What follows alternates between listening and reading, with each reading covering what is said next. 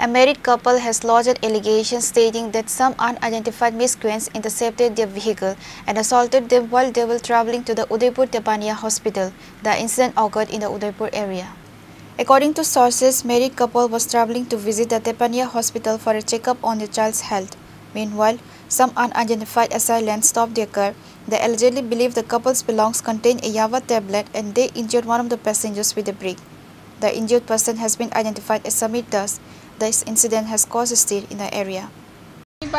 আমার বাচ্চার খুব অসুস্থ আছিল আমি আইতে আসি সনবন ডিজেলে দিয়ে আমি বাচ্চার নিয়ে হসপিটাল ভর্তি করামু রাজু নামে একটা ছেলে আইয়া আমার কইতে আছে তোমার এটাতে তুমি ট্যাবলেট আছে সে আমারে রাস্তার দ্বারা করে ইট দিয়া বাড়ি দিয়া মাথা ফাটা দিছে হ্যাঁ এখন চলে গেছে আমার মাথা দিয়ে রক্ত পড়তে আছে হ্যাঁ কইতে আছে তুমি কে আমার এলাকাতে আইছো তুমি এটা কেডা এসব ধরনের কথাবার্তা করা কইয়া হে আমারে যেমনে খুশি এমনি মারধর কইরা মাথা ফাড়াইয়া হে বাড়ি চলে গেছে।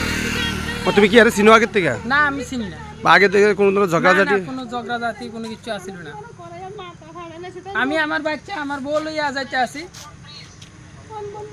আমি হসপিটাল যাইতে আসি হে সব ধরনের কথাবার্তা কইয়া এখন হে এদিকে নাই হে চলে গেছে। কি নাম তোমার? আমার নাম সুমিত দাস বাঙ্গারপাড় বাড়ি আমার। সুমিত দাস? হ্যাঁ সুমিত দাস। সুমিত দাস আমি ওখানে এখানে দাঁড়াই আছি আমি নিজেও অসুস্থ হয়েছি হ্যাঁ চলে গেছে লোকজন আছে এখানে দূরে হ্যাঁ চলে গেছে এদিকে কই গেছে আমি ঠিক করতে পারি না। Reported by Rajiv from Udaipur, Chinikhara.